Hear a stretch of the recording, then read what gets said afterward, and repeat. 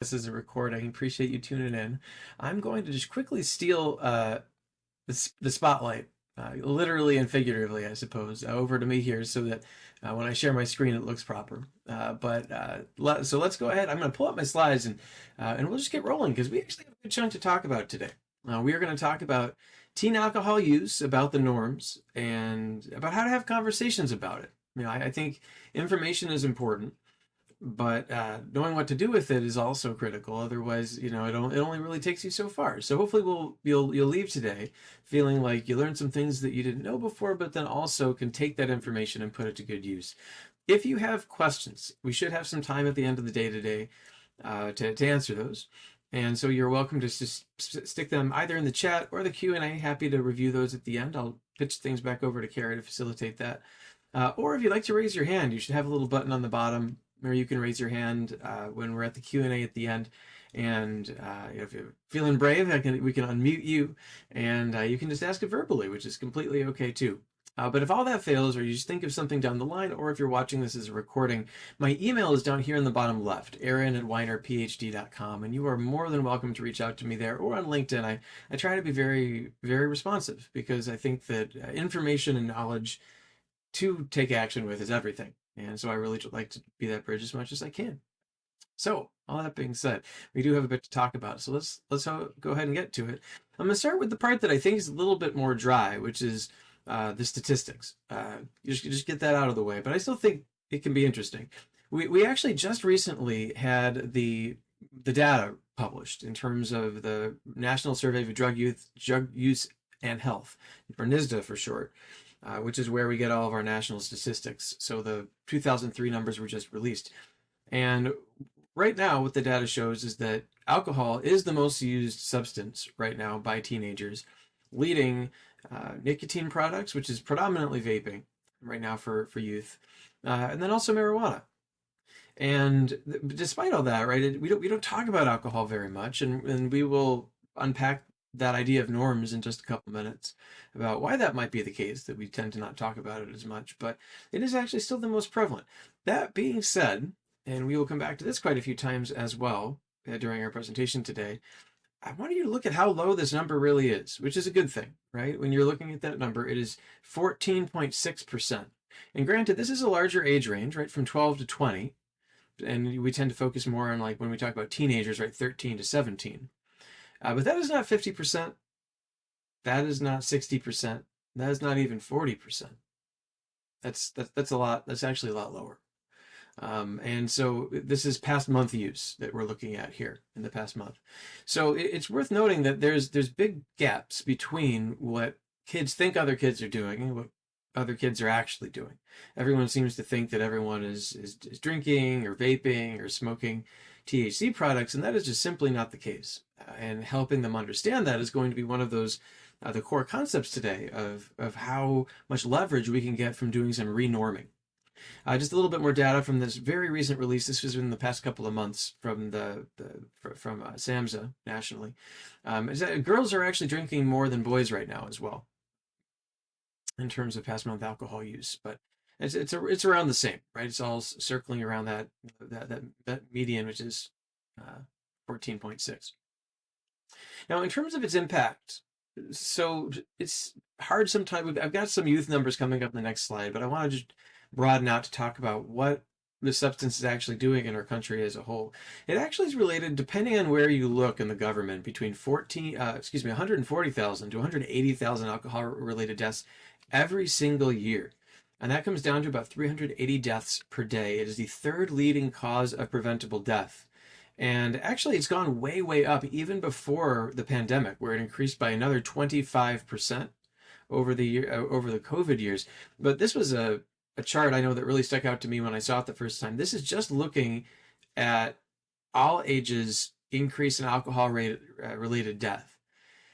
And, the minimum was 15% in certain parts of the country, right? And it goes all the way up to almost doubling in other parts, right? So this is an issue that is actually very prominent, very important.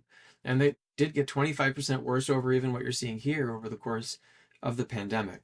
Yet we don't talk about it too much. Like, we certainly don't talk about it as much as, fentanyl and opioids. There's just another article about that written uh, opinion piece that was released by the New York Times recently, and for good reason, right? There's a opioid epidemic going on. That's the opioids, but part of it alone, I think right now, largely driven by fentanyl, is about 80, 90,000 deaths a year. But there's about twice as many dying from alcohol, and we don't talk about an alcohol epidemic, but that's actually where we're at. It's related to 40% of all driving fatalities. It's the most impactful human cause on fatalities and kills 36 people every single day. It's responsible for 40% of all violent crime and 66% of domestic abuse cases and 50% of all sexual assaults. So that's a lot, when you really think about it in terms of what happens when people drink heavily and or regularly, what that can do to you. Now, in terms of alcohol and youth, which is of course really where we're aiming our focus today, we'll talk a bit about the health side, but just from a numbers standpoint, 90% of the alcohol that kids consume, they tend to consume in binge drinking episodes, which the technical definition of that for adults is 4 or more for females and 5 or more for males in a drinking episode. But when we're talking about teenagers who have smaller bodies, that that shifts a little bit. It's not quite as we got to think a little bit differently about it. But 90% is from a binge drinking episode, so which is when you tend to see the most harm because you're really overusing the substance very much in that time at those times.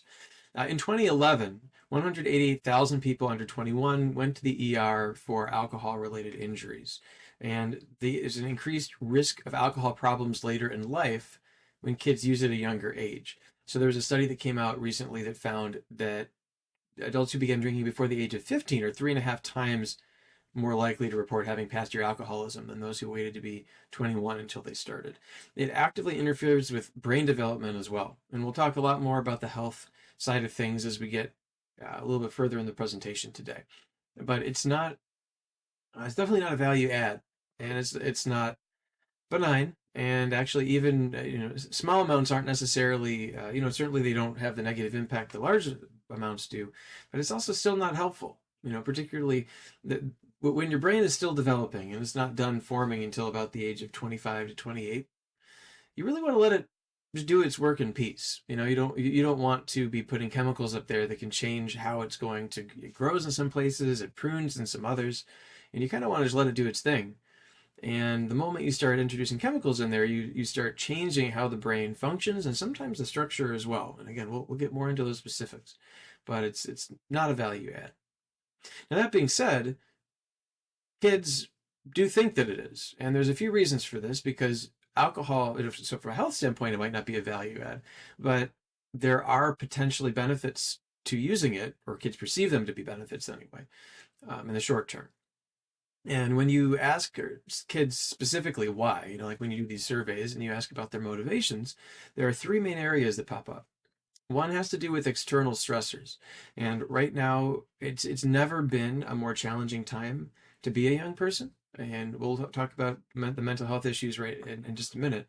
But just thinking about all the pressures, right? Like there's never been more pressure to succeed at school, to go to college, to get good grades.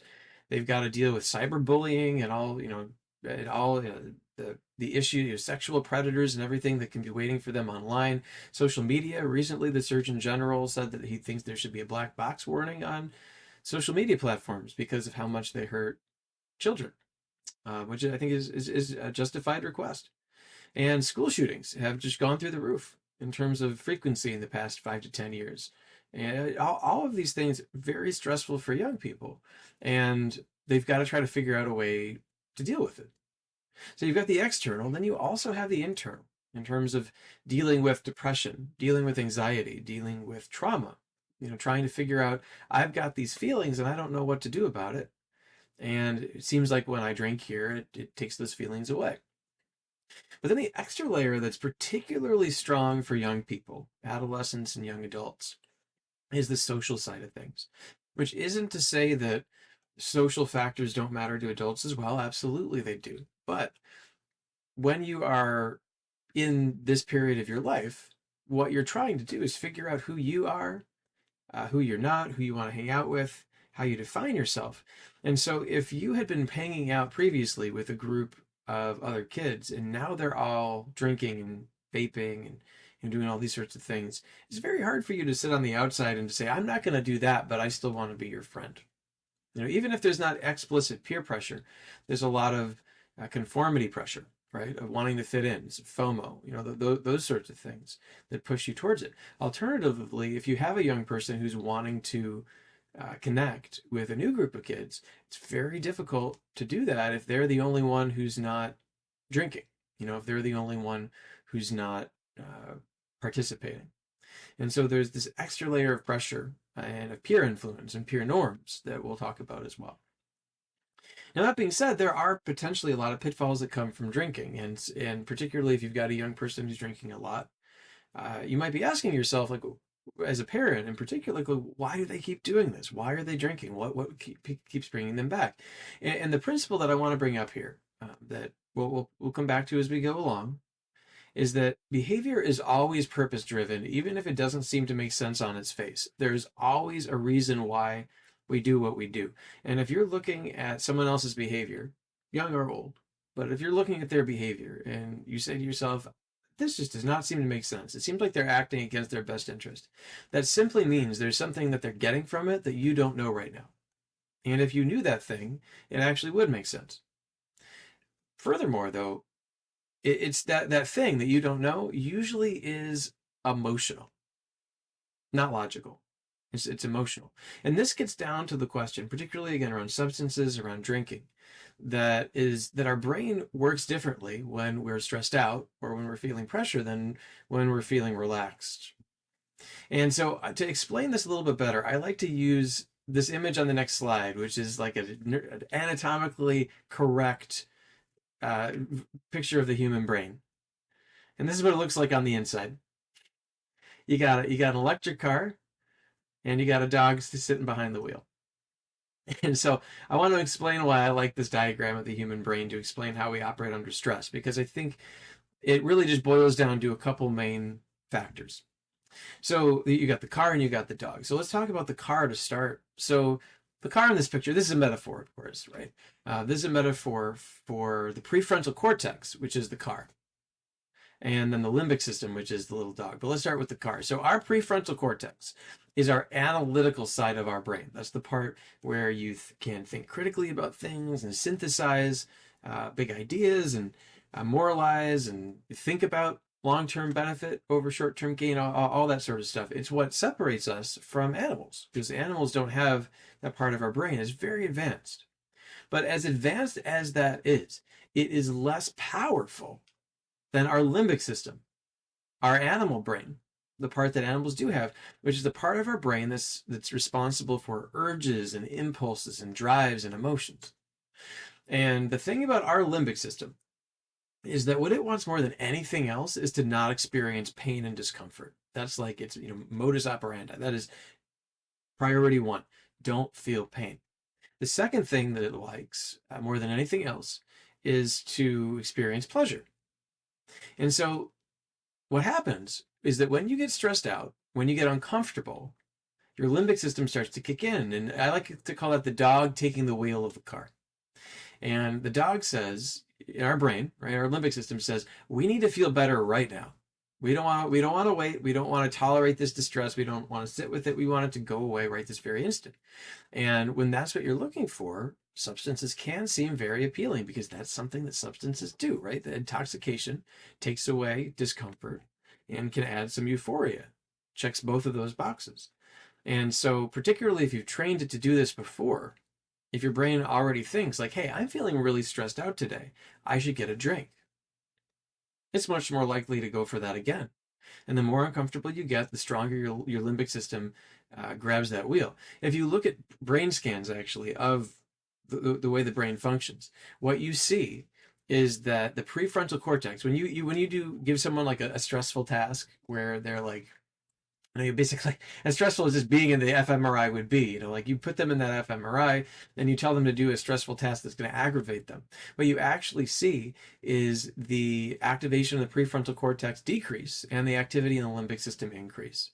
That's why if you've ever been in a situation where you've been like say you're having some sort of disagreement, some argument with your significant other, and you get angry and you say something that you don't necessarily mean or that's not very courteous or thoughtful, and that's hurtful, and that you probably wouldn't say in any other context because it might be mean or just hurtful, unkind, unconscientious. The reason though why that happens is that you're feeling uncomfortable, right? The other person maybe is getting a little bit aggressive, or you perceive disrespect or whatever it is, and you've got maybe some pressure inside that you're just discharging, right? You're just getting that pressure to go down, and it feels better. Or maybe you feel like, well, hey, if I get loud, maybe then they'll stop saying the things that hurt me, right? And then maybe I'll feel a little bit better.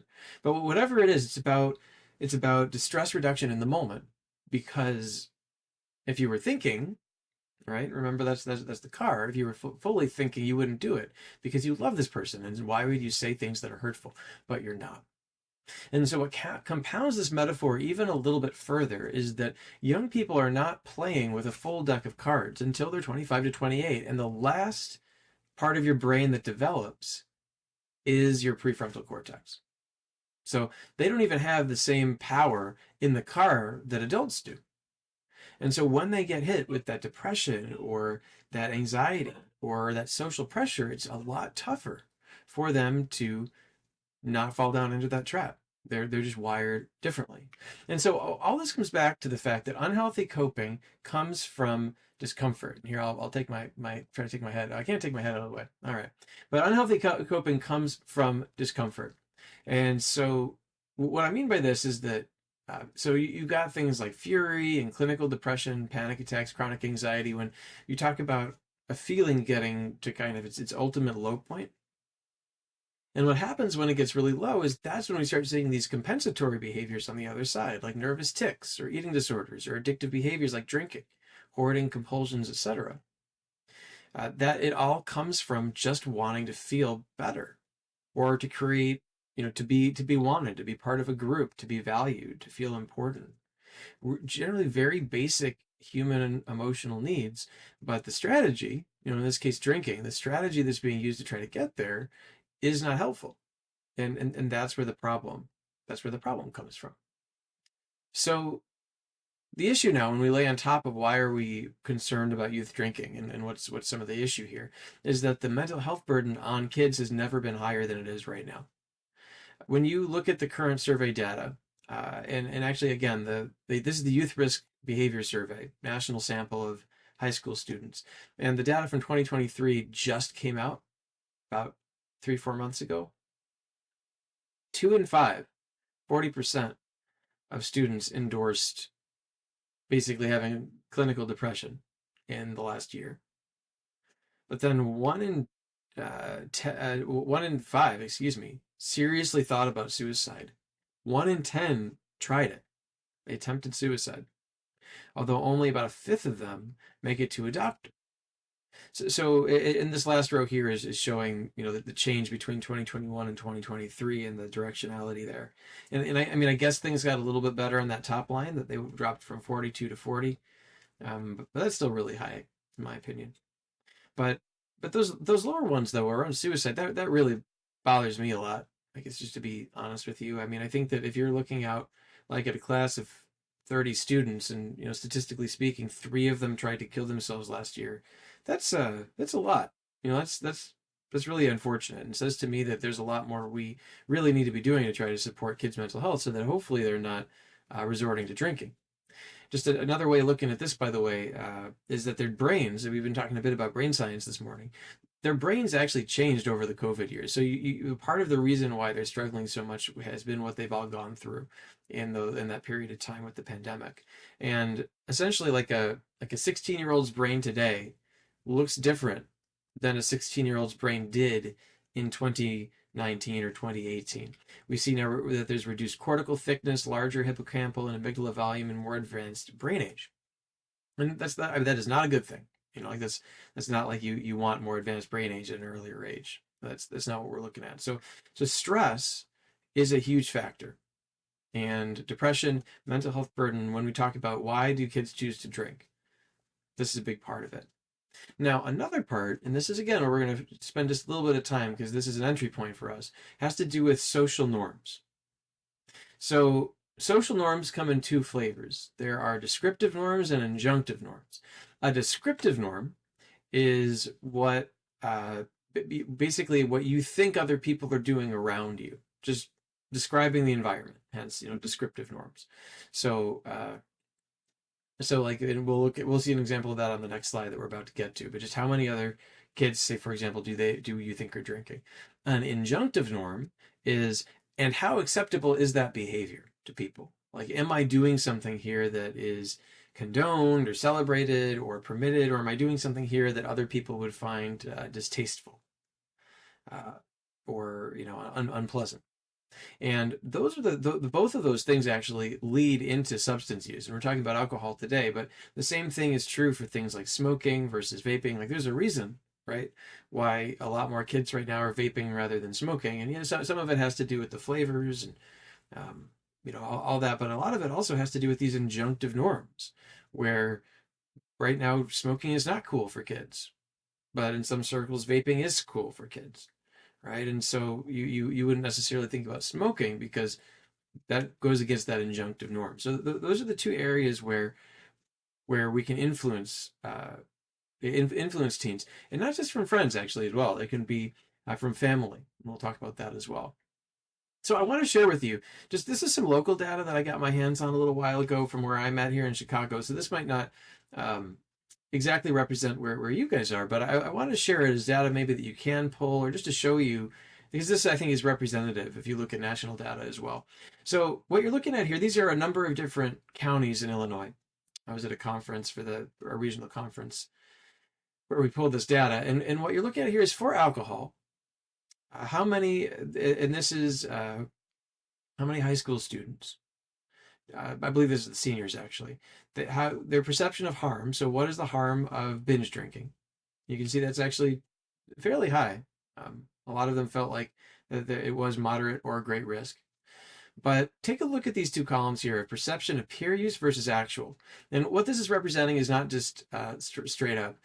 The column on the left is saying what percentage of students thought that over 50% of other students drank. So what percentage of students thought that 50% of all students drink? And you can see here actually that that number is almost 50% of kids think that most kids drink. This column here on the right, though, is the actual percentage of students who drink.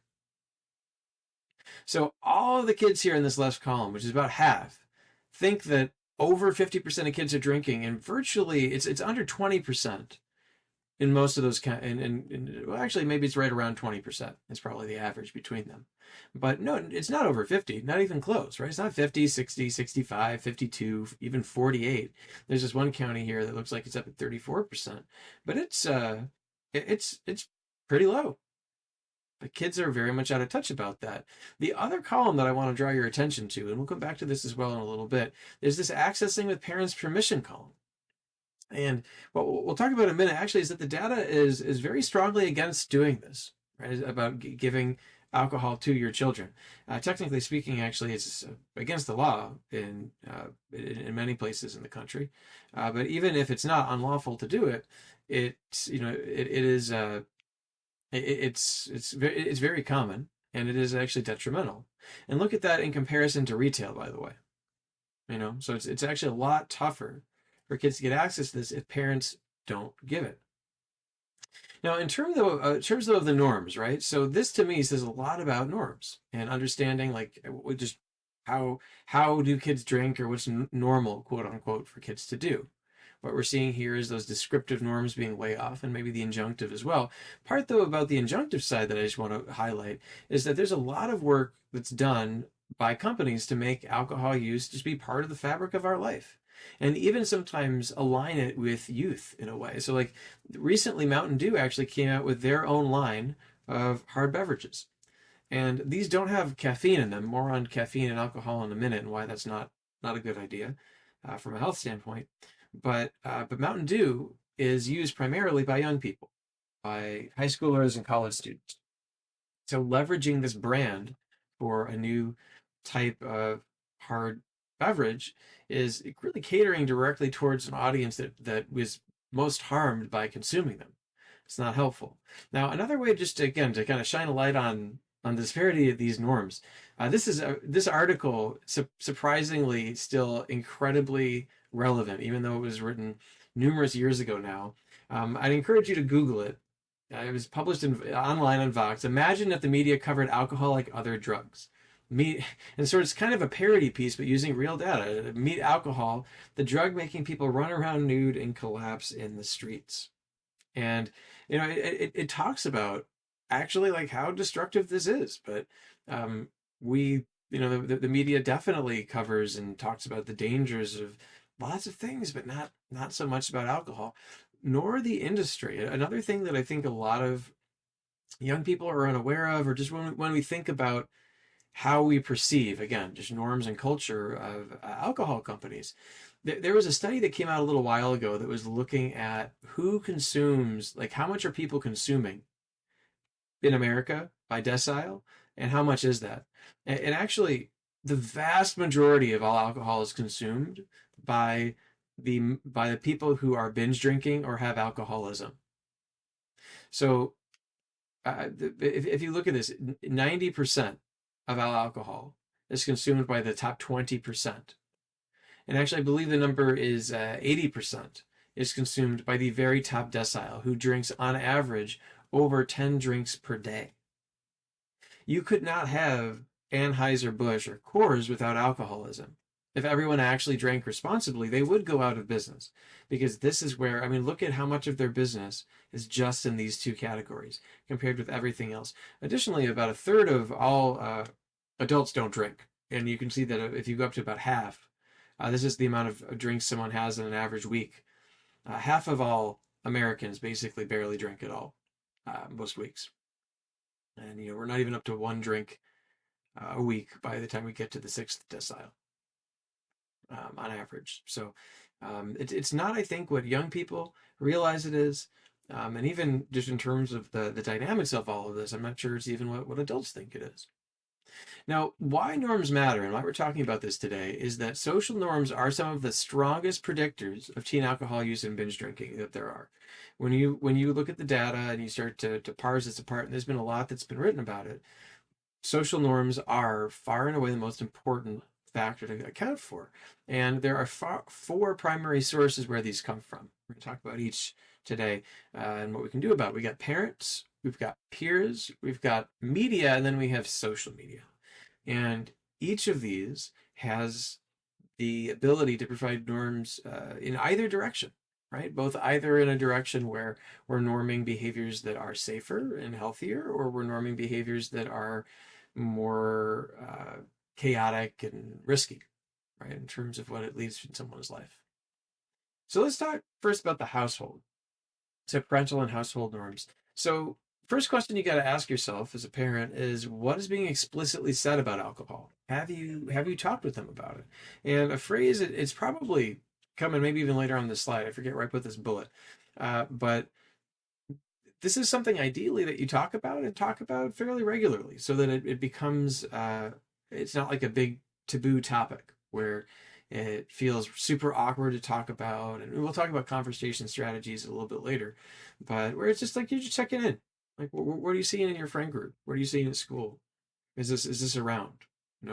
So that it's not something like all of a sudden you're like coming down on them or having a talk, or they've never talked with you about it before. So making sure that you are very explicit about not only just knowing what's going on, but also your expectations. Because, again, I think I repeat this on another slide, but parental expectations are one of the strongest predictors of youth behavior, actually. I know a lot of parents don't think that's the case, and maybe that's not the case for your child. Certainly that's possible. But statistically speaking, when we start looking at parental attitudes, how much parents have expressed those attitudes, and then child behavior, there's very clear relationships there. So making sure that you express what your expectations are, in terms of what the behavior you'd like to see out of your child, and that you have those talks, while still also being safe to talk to if they do drink or if something happens. And again, more on that in a minute. Supervised introduction to alcohol, including if they're just having sips of another drink, has been consistently shown to be detrimental to long-term alcohol-related outcomes in the research. It just simply, this is one of these things where a lot of times parents think, I would rather them have their first experiences with me, do it at home. I would rather be the one to give it to them. But this actually is harmful, is what we were finding from the research. Like, this is not, if this is something that you've done, you don't have to, like, this, not that there's a fire, but it's something where if it's something that you would consider doing in the future, if you haven't done, strongly suggest you not to do it because of what it's associated with. What it tends to do is normalize alcohol use, right? It creates this permission structure in the young person's brain that this is something that they can maybe even expect to do as a high schooler or expect to do underage while at college. That you are in some way endorsing it and acknowledging that's going to happen. So it normalizes that use. It's been linked to both quantity and frequency of use, risky drinking behavior, having alcohol related problems, and just higher levels of alcohol use in teens. If they have a supervised introduction to alcohol at home. So it's actually not a value add. It might seem like it on its surface. There's like this theoretical benefit to doing it, but the data actually goes in the direct opposite direction from doing that. So you need to also ask yourself, what relationship to alcohol is being modeled at the house, right? So are you, when your child is watching you, right? Are you saying like, man, I really need a drink. It's been a rough day. And starting to put that idea into their head that what you do at the end of a rough day is you drink, or that you drink to relax. Are you engaging with alcohol in front of them in unhealthy ways? In fact, actually, there's some solid research that indicates ideally you don't drink to certainly to any extent, significant extent, but don't even drink in front of kids at all if you have the ability to do that, like for the vast majority of the time. Um, because even if you think about it, right, if this is something that they're seeing at special events, they're going to start to think, oh, it's a special event. We drink at special events. I should drink at special events, right? And so then that starts to translate then to parties and high school parties and drinking underage at college. They just start to pick up on those norms. So it's something where if you can minimize as much as possible how much you drink in front of your kids, that is helpful. And studies have indicated that children are also aware of how intoxicated a parent is. They know that they're drinking. And particularly if you are drinking to the point of intoxication, they see that as well. And 1 in 5 kids say that they've been embarrassed by their parents drinking at some point in time when you ask teenagers about this. So this is something where they absolutely are watching, and the behaviors that we exhibit matter a lot in terms of outcomes. So talking about the media side for a second, there is a very clear positive association between media exposure and use of alcohol. And this is something I forgot to cite my source in the bottom of the slide here. I apologize. But there's quite a few studies that I drew this from, including a recent systematic review. But this can be from both explicit like advertisements, like if they are seeing in media. So when I say media, we're going to talk about social media in a second. But this is more about like actual media. So like streaming shows or television, that sort of thing. So it can either be actual like explicit advertisements or messages where they're being, like it's being actively promoted, or it can just be implicit where you're watching something happen. So and it's not necessarily that attention is being drawn to it. So like one example of explicit messaging is Euphoria, if you've seen this show. Particularly the first season, I think really, and it's worth mentioning this is not meant for children. A lot of kids are watching it. A lot of teenagers are watching it, but it's not rated for children. But this is something where there's just a lot of very explicit drug use that's the center of the story in many ways as well. An example of something more implicit would be things like Stranger Things, where you've got people just smoking all over the place all the time. It's just like basically shown as like this is just a part of being an adult. Is that you smoke cigarettes? Is basically kind of what the show is implicitly stating, which was the case back when the show was set. It was a lot more common than it is right now, but it's modeling that behavior again for kids. We've also seen the quantity of exposure to alcohol drinking in media matters, where teens with higher exposure, in one study, were over 2.4 times more likely to drink than those with minimal exposure. So what they're seeing and what they're watching absolutely matters. On the social media side, this is also, again, very consistent results. I have one study up here that I'm highlighting where they were looking at social media, like the sentiment, positive or negative for different substances on social media platforms. And you can see here that for alcohol, there's less mention of it in this particular data set, but it was almost 92% positive to only 8% negative in terms of what kids are seeing and picking up on when folks are talking about alcohol online. So it tends to be very, very skewed in a positive direction, which is the case, by the way, for most drugs, tobacco, cannabis, e-cigarettes, even poly substance use. The only one that's negative more than it's positive is opioids. But even that is somehow still 40% positive. So they're getting a lot of pro substance use messages on social media. Just a couple other thoughts about this. There's been studies. This has been pretty extensively studied, actually, that exposure to pro drinking posts on Facebook are related to alcohol use, excuse me, as well as having more binge drinking episodes. There's also a study that found they were looking at the amount of time that young people were exposed to these types of images online and then how much they were drinking. This was a study actually out of Norway and found that for every hour on average per day they were exposed to this type of imagery, their chances of drinking as a teenager went up by 12% for each hour that they were viewing content that included this in it. So it's absolutely related. Again, getting back to that black box warning. But they're soaking in all of this positive messaging, and it absolutely makes a difference. Now, there's also just elements in terms of what kids need to know about these substances that they're just not aware of. Alcohol and caffeine is really a key core area where there's been a lot of misunderstanding amongst youth for a long time. That's why, if you remember Four Loko when it came out, where it was alcohol and caffeine in the same beverage, uh, the reason why it got banned and why you can't sell drinks like this anymore is that it led to alcohol poisoning deaths. And the reason for that is that although, it's not that alcohol reduces sedation, it's that caffeine reduces sedation, but it does not mitigate alcohol related impact on the body.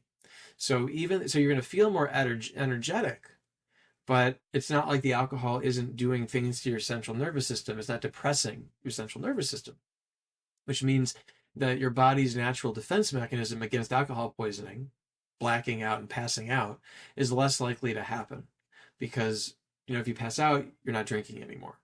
But if you are artificially keeping yourself awake so you can't pass out and you're choosing to drink more instead, that leaves the door open to alcohol poisoning.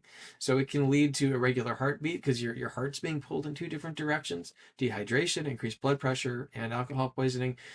Mixing alcohol and caffeine also creates a greater chance of binge drinking, unwanted or unprotected sex, driving drunk or riding with a drunk driver, or sustaining alcohol-related injuries. So definitely, from a health standpoint, something to avoid. A lot of dangers there, even on top of alcohol, which already has a lot of potential issues, particularly amongst young people. So what you're looking at here, this was a review that came out a few years back looking at the impact on, actually they have included both human and rodent models in terms of the cognitive personality variables. And what you're seeing down here are the consequences of exposure.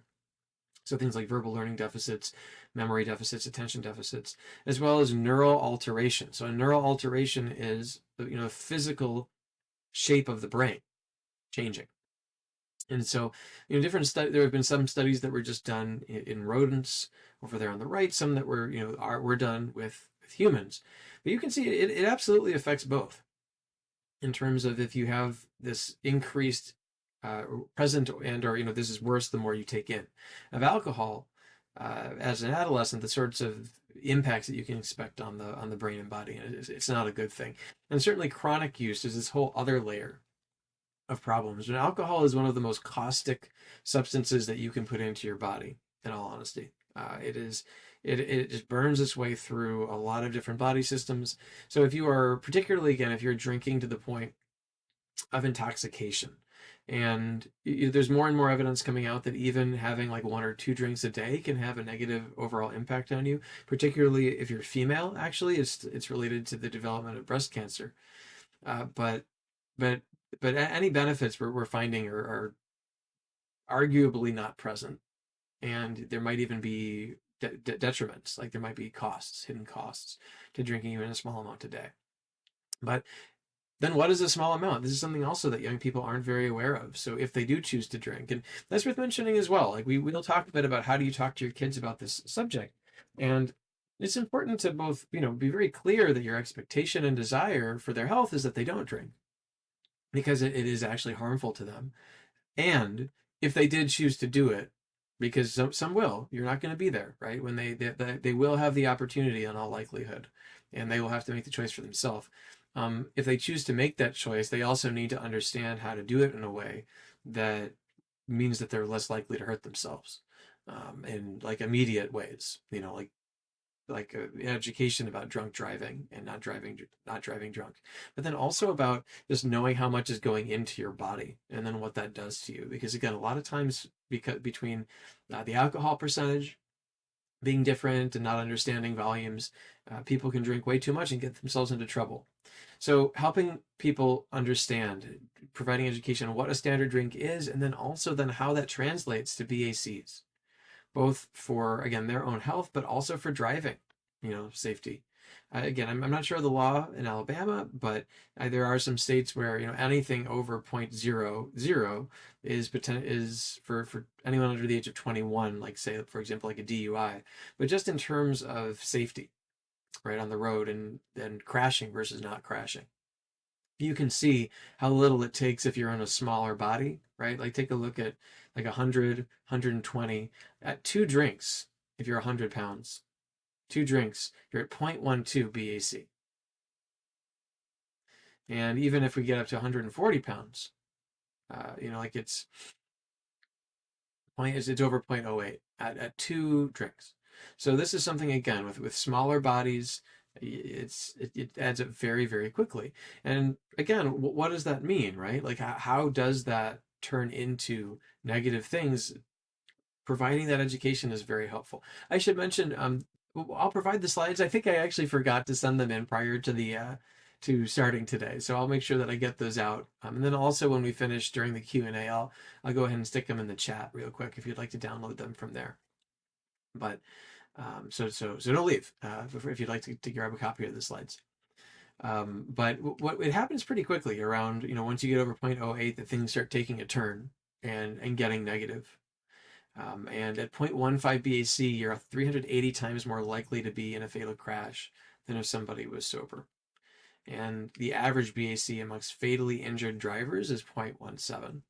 So again, and this is something, if folks haven't been educated about this, it can be very helpful for them to get educated so they understand. Like 0.17 is right around 3 drinks for someone in a smaller body.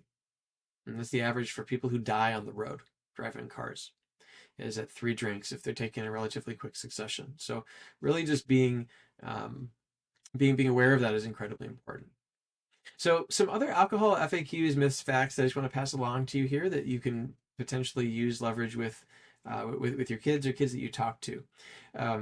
Drinking an empty stomach absolutely can be very volatile. I think so this is something that's pretty well known, particularly amongst adults. But again, kids need to understand this. The reason why, of course, is that the alcohol goes straight onto the stomach lining rather than having to pass more slowly through food. And when it hits the stomach lining, it gets absorbed. And so you can poison yourself a lot more easily. You can be very intensely drunk a lot more quickly if you're drinking an empty stomach. And so that's something ideally that is not done, because it can lead to more consequences. Drinking more also doesn't lead to a better time necessarily. And this is something as well. There's a myth called there is a myth that the more you drink, that's this yellow line, like the more you drink, the better you're going to feel. And like this is the sort of thing a lot of times that's portrayed in movies, or just what kids think, like, oh, you're having a good time, like you drink more. But that's actually not the case. And there's something called the biphasic effect with alcohol, where what happens is that after a certain point, which is fairly early on actually, and in drinking, things get bad and you start feeling worse while you're intoxicated. You start having consequences, like say if you're blacked out or stumbling, slurring your words, those sorts of things. And then you also then have a hangover the next day that you got to contend with, that you would not have if you were drinking less. And so helping kids understand, right? Because people need to understand how to engage around these concepts, even if they're not doing it yet. That drinking more doesn't just mean a better time in general. And just as a quick FYI, obviously, no amount of alcohol is a good idea for a child, but just as a quick FYI, the BAC percentage that has been most consistently associated with positive feelings and lack of negative feelings later down the line is 0.05 BAC, 0.05. So just something to keep in mind. Again, it's not the best idea to encourage children to drink anything at all, much less to 0.05. But that's a much lower number, I think, than most people realize. But when you actually do the studies, it's drinking a bunch of alcohol is not related to having more enjoyment. So we actually already talked about this one. Alcohol leads to vomiting and blacking out because this is your body trying to save itself. Like you're literally ingesting poison. It's essentially what's going on. And so it's trying to, in every possible way, I shouldn't be blacking out actually. Ideally, it should be passing out. But vomiting gets the alcohol out of you. Passing out makes it so that you just can no longer take anything else in. But that's why it does that. You cannot expedite sobering up. There's all these like tricks and ideas and, like, you can do things that can increase alertness, right? Like that we were talking about stimulants. We were talking about caffeine. You can do that, but it's not going to actually sober you up. A breathalyzer would be exactly the same. The impairment is still there, even if you've got more faster processing speed. You still might not be taking things in accurately. So there's no way to expedite sobering up. There's just not anything that we found to do that so far. It's very difficult for someone to gauge also if they are too drunk to drive for a couple of reasons. One, your judgment's impaired. So it would make sense that you can't gauge how drunk you are. But the second is that actually we tend to find that our physical tolerance goes up faster than our mental tolerance. So a lot of times I find that people aren't aware that there's two different types of tolerance to alcohol. One is physically how much it affects you. The other is mentally how much it affects you. And so what happens is that physical tolerance tends to go up a lot faster than mental tolerance. So that's why if someone has a high tolerance, you might find that they are not slurring their words as much or they're not stumbling. Physically on the outside, they seem better. But cognitively, actually, they are impaired, oftentimes to a much greater degree than they're showing physically. And so that's another area where someone might think that they're fine because they are impaired cognitively. But from that state in particular, they're looking at their body and being like, well, I'm walking okay. I feel like I could probably drive a car. But you can't make that judgment. Really, it's really just about that number that's blown. And that's why, again, people get pulled over when, even with, say, alcoholism, where they might be able to have a BAC of, 0.3, 3.5, 4, even higher, and somewhat function. It's not safe to drive if you're at 0.15, or anything over 0.08. So lastly, just a quick note, little factoid that you might find interesting. So the LD50 of a substance is called the lethal dose for 50% of the population. And there's something called a therapeutic index, which takes this into account. The therapeutic index, what you do is you look at the ratio between the therapeutic amount someone would need to feel the effect of the drug versus the LD50 of a drug. And so if we define alcohol's therapeutic point at 0.08, the LD50 for alcohol is 0.45. That's the LD50. So it would be basically 6 times the effective dose of alcohol kills 50% of the people who use it. 6 times. That's outrageously dangerous, actually. There's no prescription drug that would ever be approved with that low of a therapeutic ratio, where you could take 6 times the amount that you're prescribed and die. In all likely, literally 50-50 shot, you make it out the back of that. Never would that get approved. It's outrageously dangerous. This would be like taking 12 Advil and dying. It's incredibly caustic. And so I think sometimes, again, when we're talking about norming and how we talk about, utilize alcohol, versus the policies that we shape around it versus all other substances. Um, this is all about norms. It's all about what society has done, will do, and the fact that once you norm something like this, it's very difficult without shifting those norms to take it away. I mean, when you talk about why did prohibition fail, it wasn't because it wasn't helping people's health. It actually was. When alcohol wasn't being sold anymore, cirrhosis went down. There were a lot of public health indicators that got better, but people didn't want it.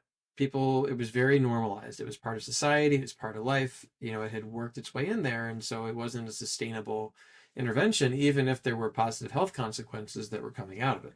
At that point, there wasn't anything that could be done. So, but just factoid about that, that it's actually a very, very dangerous drug.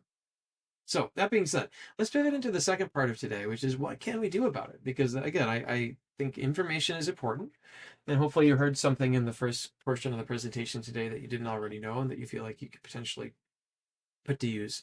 But we also need to think about what we can do about it. And I want to center it around this idea of renorming, but then also about conversations and how we talk with our kids.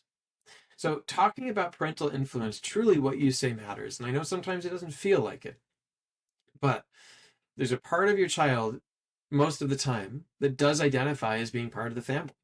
That where you are their parents, and there's a part of them that actually does want to have a positive relationship with their parents, that wants their parents to be proud of them, that feels like they are a member of the family, even when things are a little bit more distant and they're trying to individuate themselves a bit in high school. That's still there. And so over and over and over again, parental expectations and what they say, Matt, is a very significant predictor of youth behavior. So you want to make sure that you set expectations. You want to provide then also information and true norms and health impact about alcohol. And we talked a bit about the health impact side already. And again, I think I saw a little bit of pop-ups from the chat about wondering about slides. Again, I will put those in the chat at the end of today, and I will provide them to Carrie. It's totally on me for forgetting to send them before, so that you don't have them in front of you right now, but you will get them. And you can use them to provide information about the true norms and health impact of alcohol. Well, this is actually very powerful, though, and I want to share. There was a study that came out in 2023 that they were looking at university students for this, but it's the best depiction I could find. Great visuals on this. They did an intervention with university students, just simply renorming. And so that they were asking how many students binge drank in the past month. And then they gave them this individualized feedback. So if someone said 64%, I think that like 2/3 of college students drank in the past month. They plotted that here, but then they put the actual amount, which is 24% of college students say they've binge drank in the past month. And then they mentioned that fewer and fewer of people your age are binge drinking each year. And this number is expected to continue decreasing. And that is true. Actually, it's not huge drops, but right, like it started up closer to 30%. And then by 2021, it was closer to 22%. So literally all I did was they grabbed the CDC data, they put it in front of them, plopped their guess, and showed them that discrepancy. And what they found, we'll come back to this drinking responsibly bit, but what they found was that here is their baseline and their 6-month follow-up. And here's the difference from that intervention in their perceived norms and then their behaviors. You can see that their thoughts about norms for drinks per week went from 17% to 9 is what they reported. Their norms for drinking frequency went down. The norms for the percentage who engaged in the past month basically that's like high volume drinking. And then the percentage who drove after drinking the past month, after receiving normative feedback. And look at their own behavioral difference. The percent that abstained went up. Their drinks per week went down. Their drinking frequency went down. Their number of heavy episodic drinking went down. And their number and drinking and driving went down by 30% as well. Just from this type of feedback, where they were told what their guess was and what was actually happening, because we are so influenced by norms. And so this is something as well that you can do, right? You can talk. We had some of those graphs in the very beginning. There's great resources that are online for this as well, like from the CDC's website, NIAAA. But it's where if you can renorm, it can go a long way. You can also discuss what drinking responsibly means if they choose to drink, because again, kids tend not to know, how does BAC work? What would it actually be in your body? What's the implication of that on behavior, on your risk level, not just for drinking and driving, but for being in fights, sexual assault victim, like all of these different elements, right? It's that we just really help them understand all of the risks involved. Because again, and I think I mentioned this on a later slide, the bottom line is they will in all likelihood have opportunities to drink, and they will have to make the decision about whether or not to do it on their own without you there. And so that's why you want to prepare them for that choice. Make it very clear that you expect them to be healthy. You hope that they will choose to be healthy and not do that. And you can talk about refusal strategies and ways to work through those challenging situations as well. But if they do choose to do it, they need to understand how to reduce the level of harm and danger. Because without that information, they can get themselves in a lot more trouble than less trouble. So in terms of parental influence, so what you say matters, but what you do also matters. So it's really important that you stay involved and connected with your child, because that way you'll know if they start to have a problem. If you don't know what normal looks like, you don't know when things are starting to get dicey. So I mentioned before about you want to get the taboos out of there. The phrase that I did not make up, but is a really useful phrase, is that 61-minute conversations are more impactful than one 60-minute conversation. It's not about having the talk. It's about staying in touch and not making it be like this big deal. And we'll talk more about just some ways to broach the subject if you've never done it before in a little bit. But if it's not a big deal, just check in with your kids about what they're seeing with vaping in their school, or with pot, with alcohol, weed, whatever the language is that they're using, right? Make sure to because very, very few kids are saying, like, I want to go to the cannabis dispensary, right? That's not the verbiage that they use. But really trying to, again, don't make it awkward, right? This is, you're their parent, you're in charge of their health, keeping them safe, getting them to the age of 18, right? Until they're legally an adult is just a part of, checking in how things are going, making sure that you know what's going on in their world. So then thinking about also, what are you modeling? And we talked a bit about this already. Are you modeling a healthy relationship with alcohol? Really, bottom line, like if you're modeling anything with alcohol, is it a healthy relationship, or is it something where they're starting to learn this is, like when you're an adult, this is how you relax. When you're an adult, this is how you have fun. Is that what they're taking away? So just being really thoughtful about that. You want to reduce the availability of alcohol in the environment. So really, again, making it not easy for them to just go take alcohol, not give it directly to them. Really just think about, where am I keeping this? How available is it? How visible is it? How normalized is this in my child's life? You want to make sure you get to know your teen's friends, because again, if you think about those 4 main areas, their peer group is so crucial in terms of what they choose to do. You ideally also then want to create consistent messaging and expectations from their friends' parents as well. So it's not like when they go over to their friend's house, they're seeing something very different with alcohol, or they're being offered something very different than alcohol. Obviously, can be awkward sometimes having those conversations. You've got to engage with that to your level of comfort. But the best success when we look at what kids do not get involved in negative alcohol related patterns are ones where their entire social ecosystem is fairly well aligned in how they approach alcohol and other drugs. So to that end, making sure also to supervise parties. So it's something not where like you just don't know what's going on in your basement, or parties are happening at your house when you're not home, those sorts of things. So just making sure that you have that there, because again, this is something that's become normalized within culture in our society, is that when there's a party, there's alcohol, not just for kids, right? Like that's something where many parties involve alcohol. And so they start to think about that, and that's part of why it works its way in. So making sure that you're supervising, making sure that they have options for healthy activities and peer groups as well. And that's part of, again, being in touch and connected with your kid and getting to know your teen's friends.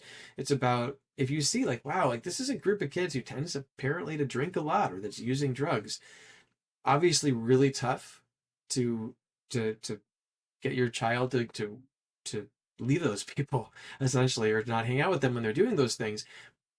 What's a lot easier sometimes is helping provide them contact with different groups of kids that they may also like, and where you can start to shift things a little bit more slowly. Bottom line, though, you've got to be aware of it, because if they're getting more and more enmeshed, ingrained, and tight knit with a group of kids who are engaging in antisocial behaviors or just self-destructive behaviors, then you got a whole other pickle that you've got to unravel. If now they're doing it too and they're identifying with it and seeing it as part of their lifestyles. So again, being connected as early as possible, educating as early as possible, and not letting it get entrenched really makes the hill towards better functioning a lot less steep than if you have to try to like roll all that back. And then don't provide alcohol, even in small amounts. Again, that goes very much against the data to do that. So there's a wonderful book. Now, in terms of how do you talk with your kids, have these difficult conversations, cannot recommend this book more strongly. The School of Hard Talks. What Dr. Emily Klein does in her book is take a theory of interaction called motivational interviewing, which we'll actually be talking a little bit about today in the few minutes that we have left. And she makes it very easy to understand and applies it exclusively to parents and parenting. And so just so much good information in that book. If you feel like you struggle to talk to your children about difficult conversations, or to discipline effectively, or to have those types of dialogues, pick up this book. It's worth it. But she's got a great little four quadrant graph in there about different types of parenting styles, and then what you might sound like. And ideally where you want to get to is this one on the top right. You'll figure out how you want to handle this, and I'll help you figure out how to get there, right? But what we're going to talk about here is the idea that intrinsic decisions are the far and away the most impactful. When you decide to do something for your own reasons, which can be because you agree with your parents on something, or because you want a good relationship with your parents. But when your child decides for their own reasons why they, say, aren't going to drink, that will be far more effective than you just simply saying, you're not allowed to do it, or I'll be very angry if you do it. Again, setting expectations is important, but really trying to instill values is crucial, because otherwise, like, what happens when they leave the house, right? What happens when they go off to college, or if they graduate high school, just get their own place? If the only reason why they weren't doing something was because you were going to get mad at them, what's stopping them now, right? So we've got to think beyond just that first layer and think, how do we develop and foster an identity where the idea of binge drinking or having an unhealthy relationship with alcohol just does not sound appealing to them, where they look at that and say that actually is harmful, that's self-destructive, and I don't want to be doing that. So that's ideally where we get to. Now, the bedrock of all of this is emotional safety between yourself and your child. And this is something where if you don't have it, it takes a little while to build, but you can build it.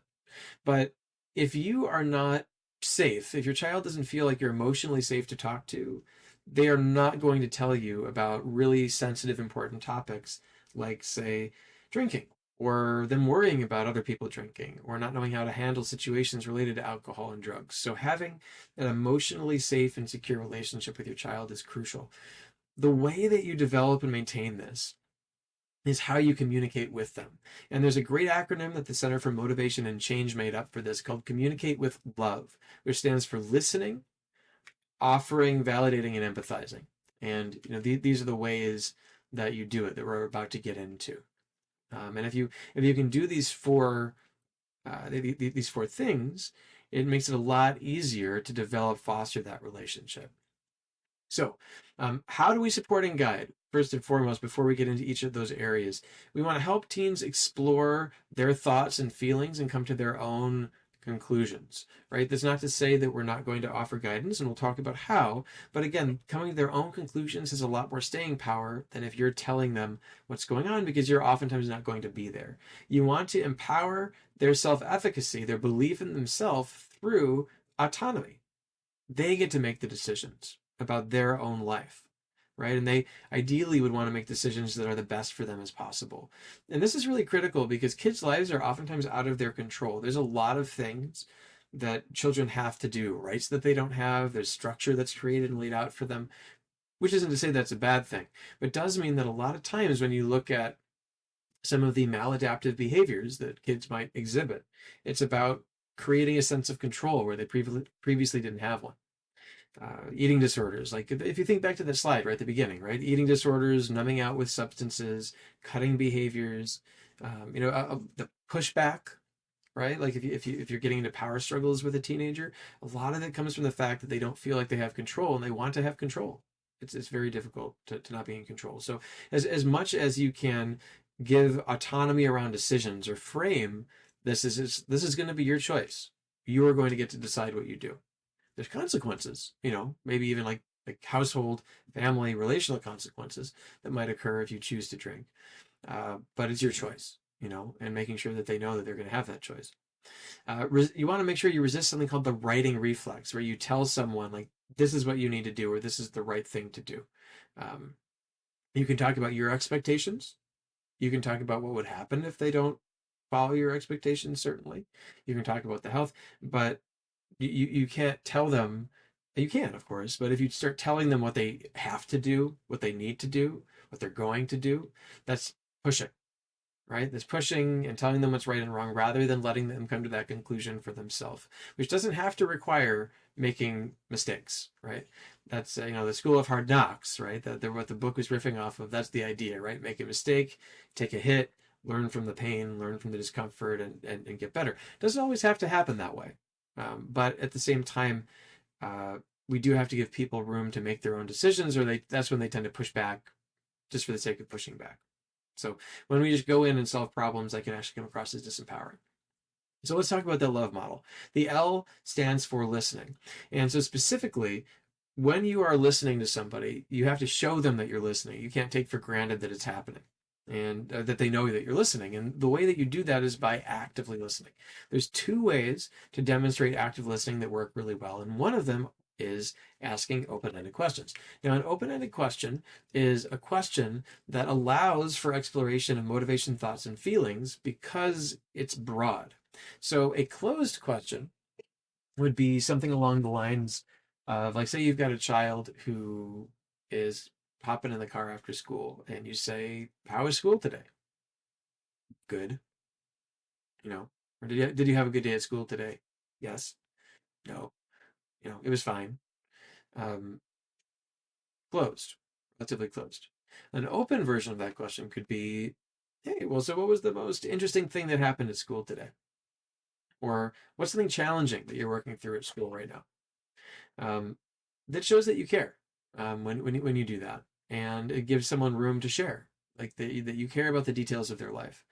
And then when they follow up, obviously, you following up on that and showing that you're listening really helps people feel more comfortable. So stems for open-ended questions are things like what, how, tell me more about, why. Sometimes you do have to be careful about because it can come across as accusatory, like why do you feel that way? That sort of thing. Why did you make that decision? Instead of like, can you tell me a little bit more about why you feel that way? Or I still said why, but can you tell me more about how you feel? Or what's challenging about this for you? Like that.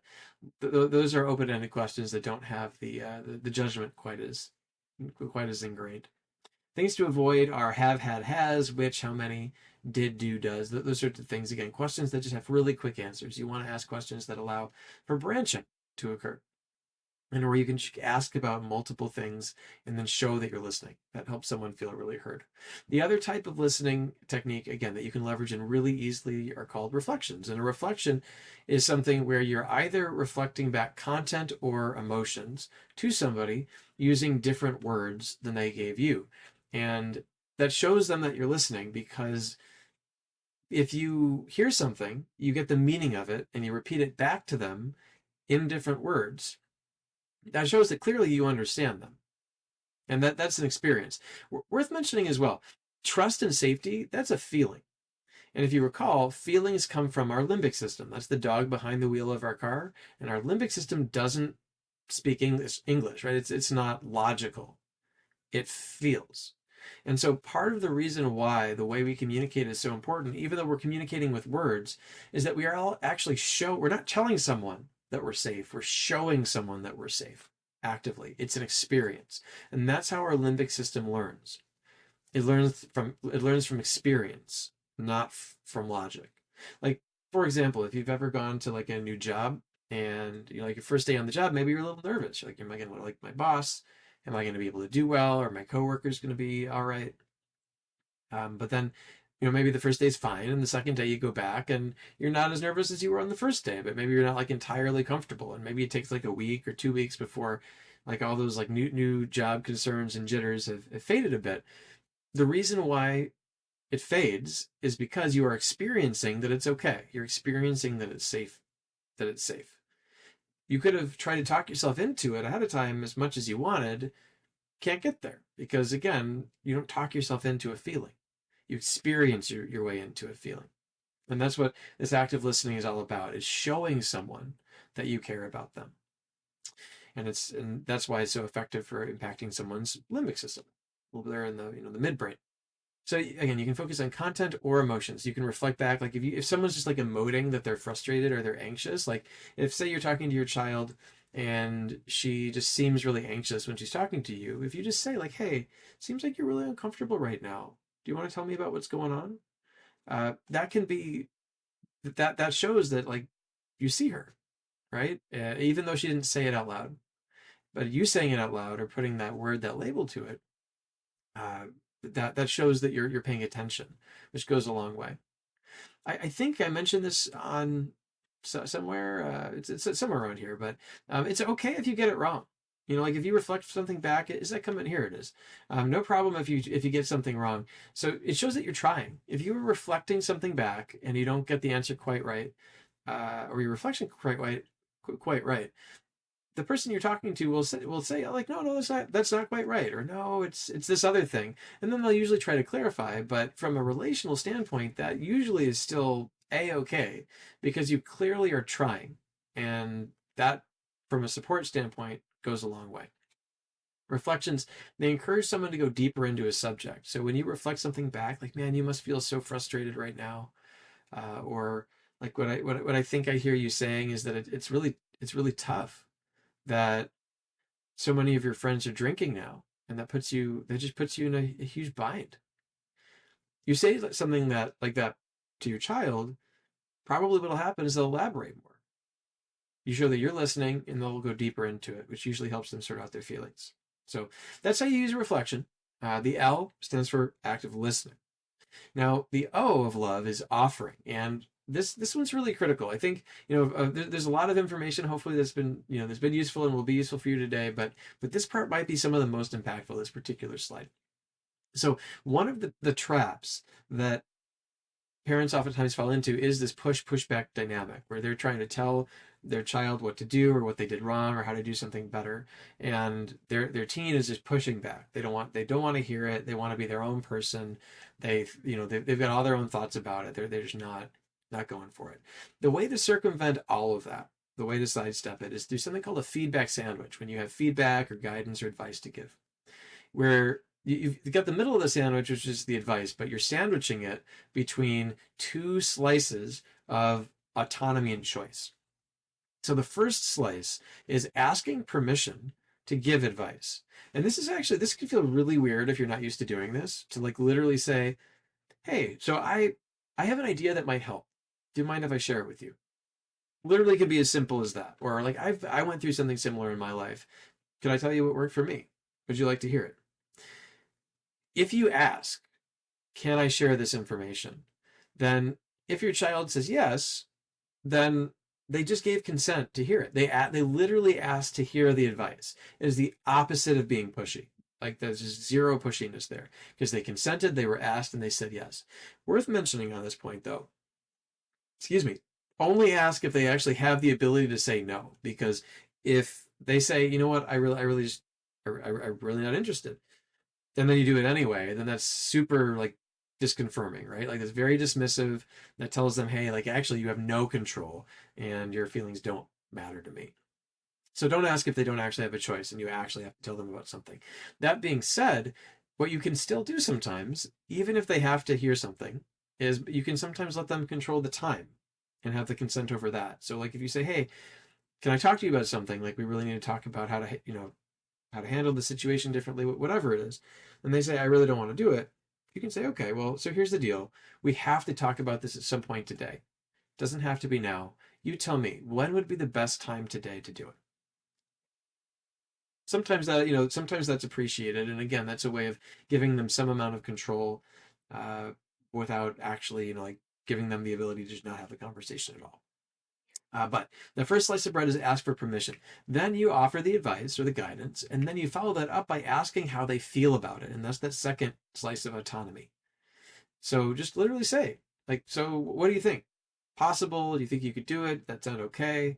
You can even give explicit permission for them to disagree with you. You can say, like, if you don't agree, I really want to hear about it. Like I want to know how you feel. What happens then? Let's assume for a second that you actually had some good advice. What happens then is that you asked permission to share it. They gave consent. They asked for your advice. You gave it, and then they themselves out loud, out of their own mouth, agreed with it. And what we know from research is that when that sequence happens, kids are much more likely to actually do that thing after they're not in front of you than if you just kind of said, like, here's what you need to do, or here's what you need to know about this situation, or whatever it is. When they've got all of this potentially resentment and pushback or just non-receptiveness, let's say, and this completely sidesteps it. So that's the O. It's offering. How do you offer guidance? And giving that feedback sandwich model a try. So the V stands for validating.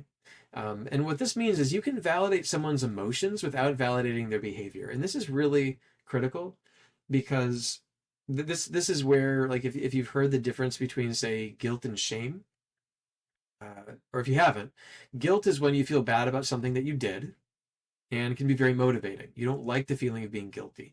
So you want to create something called cognitive dissonance, where your values and your actions are out of alignment. And when you feel cognitive dissonance, you usually either shift your values or shift your behavior.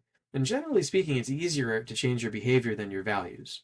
So being able to just see and understand somebody, validate them, let them know, like, it's okay. Like, if you say you're talking to your kid about if they were drinking, really understanding that it was probably coming from a very basic, understandable human place. Like, I just want to be accepted by my friends, or I just really wanted to just enjoy myself and I'm super stressed out, or whatever it is. Being able to validate that, who they are, goes a long way. Guilt is I did something bad. Shame is I am someone bad. Shame can be very paralyzing. Guilt is very motivating. So validation helps get away from the shame.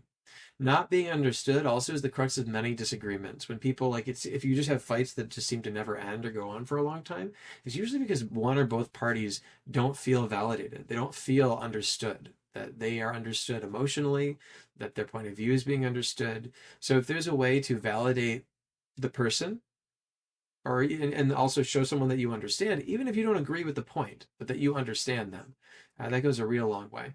Telling someone that their feelings are wrong or that yours are right is a surefire way to remove emotional safety. Like, if you've ever, never has anyone ever been in a situation where someone told them that they were overreacting and they responded by going, like, you're totally right, I am overreacting, I don't know what I'm talking about, I need to just drop it. If I saw things your way, just everything would be better and easier. Like, no, never happens, because that's a dismissal. So really trying to tell someone that their feelings are okay is a great way of moving things forward. And this is indirectly or directly telling someone their feelings are wrong does not help. You can validate that emotional motivation without validating the behavior. That part is really critical too. So to talk about empathy, I want to take just a brief moment. I know we got about 5 minutes left today, so we're getting right towards the end of our time. I think what I'll probably do is go over by just a couple minutes, so forgive me and stick with me if you can. We'll take it to probably 11:35 is when we'll finish with the content, maybe just a smidge beforehand. And then happy to stay a couple minutes after that as well for questions if you can make it too. But apologies for going over. I want to watch this quick video because I think it does a great job of explaining empathy and why it's so important. So let's watch this, and then we will come back together, talk about it. So what is empathy, and why is it very different than sympathy?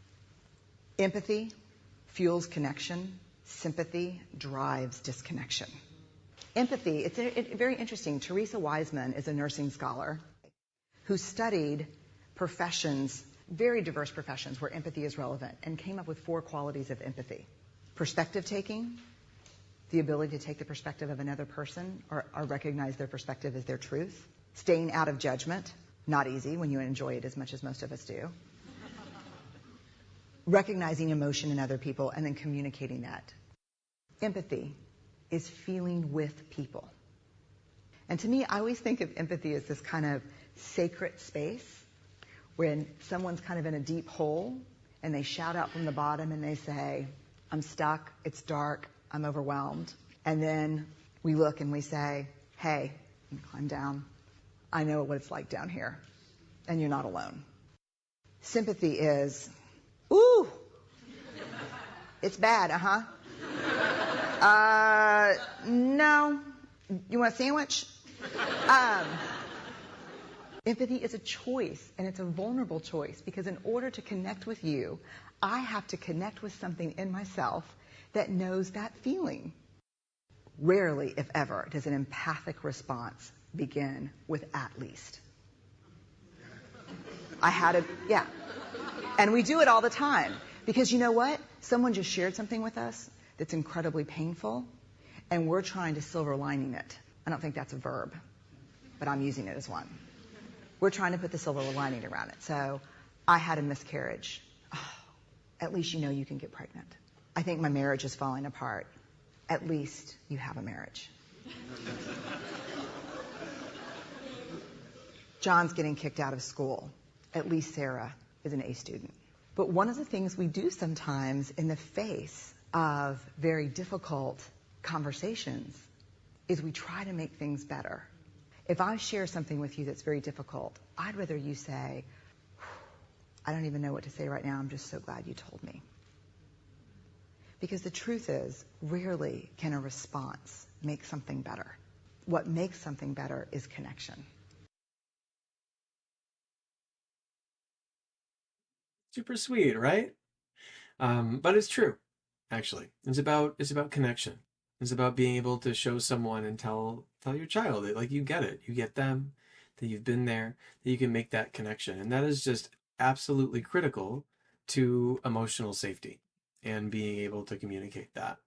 So that's the love model: active listening, using open-ended questions and reflections, offering that feedback sandwich, validating someone's emotions and that they are okay, even if the behavior needs to shift, and then being able to show empathy. And I, again, borrowing that from Brene Brown, she was the person who was giving that talk, be in the hole with them. Don't just write in and tell someone how to feel better.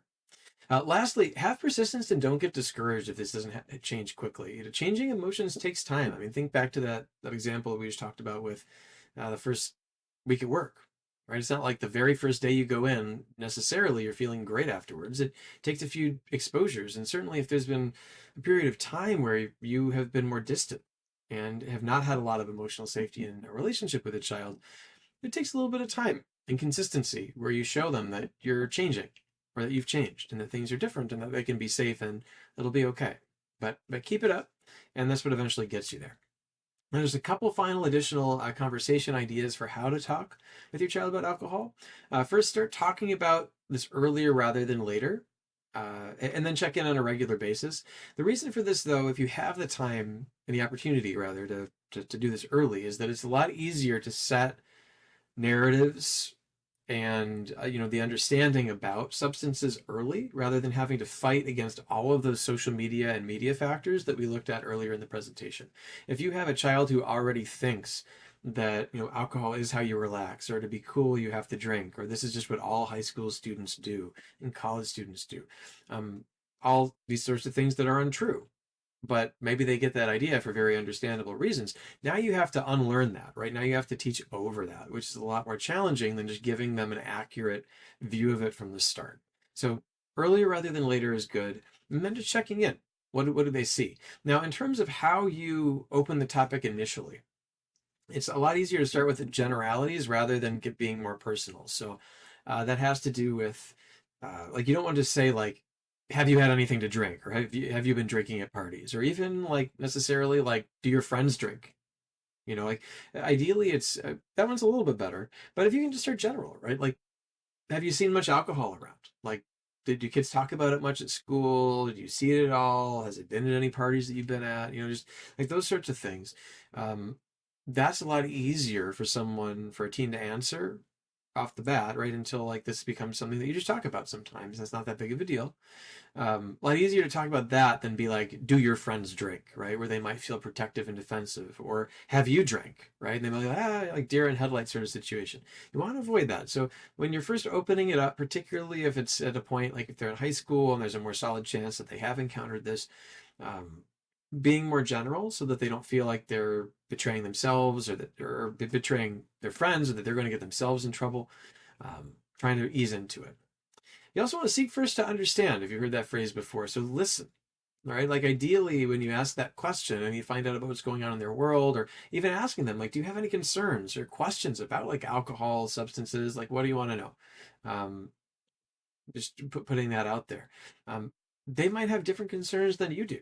They might have experienced things that you didn't know that they experienced, and really just giving them space and showing them that you want to understand them, not that you're just there to judge them or there to tell them what not to do or how they're, whatever it is. That goes a long way towards creating that safety and opening that dialogue.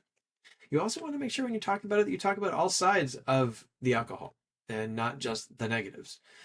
So that means like, yeah, if you just say like alcohol just like puts you at danger of like driving drunk and dying and getting in fights and being part of a sexual assault in some way, shape, or form, like if you're just talking about the negatives, there's going to be this piece where they're wondering like, well, what isn't my mom or dad telling me? Because why would people do it if it was just all bad? Or why do I see this in some shows? Or why does it seem like people have a good time? So being able to actually talk about the full construct, right, and not treat kids like they have to be handled in some way, or like if you just say that, yeah, like there for some people there are some positive effects, but it comes with a lot of danger and brain health issues. Like you can give them all the information, and it really is okay. Trying to keep the part away that there are positive potential euphoric effects from it. Then it actually lowers your standing, right? Because they know that you're not being straight with them, like you're holding some stuff back. So ideally, you want to connect alcohol-related decisions to your child's personal values. And again, this isn't for like your first conversation necessarily. You can see where it goes. But basically, when you think about what leads to lasting decisions over time, when you're not looking over their shoulder, a lot of that has to do with your child knowing who they want to be, what they value, and then mapping that behavior, drinking at parties or drinking underage and breaking the law potentially, does that map onto the person they want to be, and really making it clear, helping them see that it's clear that that doesn't align with their values, hopefully, right? Like if that, if it does, then I guess it's a different conversation. But if it doesn't, then really helping them see like, wow, like this behavior really doesn't align with the person you want to be now or in the future. Based on your own values, then when they're in that situation and they see it, they're like, yeah, like this really doesn't sit well with me. Like this wouldn't sit well with me if I did it. And you really want to lean into empowerment and personal choice when you're having those questions. Like they're not going to choose not to drink because you're going to ground them for a month. They're going to choose not to drink because that's not the person they want to be, because that's not the behavior that they want to engage in, because it doesn't align with their values. That makes sense. So, that being said, what can I do if I think my child needs more help? Just very briefly about this. If you see that they're struggling or they've got an issue with substances, first stop, in my opinion, always should be connect with a therapist about it. Ideally, one with a certification in addiction related concerns. Ideally, also one who works fairly regularly with teens or young adults. Therapy directories are a great place to start for this, particularly one of these two, Mental Health Match or Therapy Den. They kind of give you just folks who seem like good matches for what you're looking to do. Psychology Today is fine, but literally everyone's in there. So it's very hard to filter effectively. I found massive lists. Not that you can't use it to find a therapist, but it's just so large and they don't do the best job, in my opinion, of filtering. But that's where you can find it. Quick note as well about this. It is totally okay to work with a therapist. Doesn't mean that you are like a bad parent or have done a bad job. I think a lot of times parents will hold off on getting their kid help when ultimately they really need it because the trajectory doesn't look so good. If you panned it out for another 3 to 5 years. because they're worried like it's some referendum on them as parents. It really isn't. There's so much, unfortunately, that's out of our control as parents. And if the trajectory of your child doesn't look good from a behavioral health perspective, it's absolutely worth doing something earlier rather than later. If there's an emergency, though, always like if someone's in imminent danger, call 911. We also have 988, which is the suicide and crisis lifeline, which absolutely can be used for substance related or alcohol related concerns as well. That connects you to, I don't know if it's actually a licensed therapist, but it's at very least a specially trained person who's like a crisis line operator who will help figure out resources, will talk with you, will help someone navigate through that situation. So just worth having that in your back pocket as well. So take homes for today, and again, thanks for sticking with me a couple minutes late here, you guys. Unhealthy coping, including alcohol use, comes from discomfort, and all behavior has a purpose. Understanding the why behind use is really critical to helping someone change it. Emotional coping and peer influence are primary factors around why kids say they choose to use, but more specifically, alcohol related norms, both those descriptive ones and the injunctive ones. So what do you think other people are doing and how acceptable is this behavior? They are really key predictors of youth alcohol use. So this can come from family, friends, media, and social media.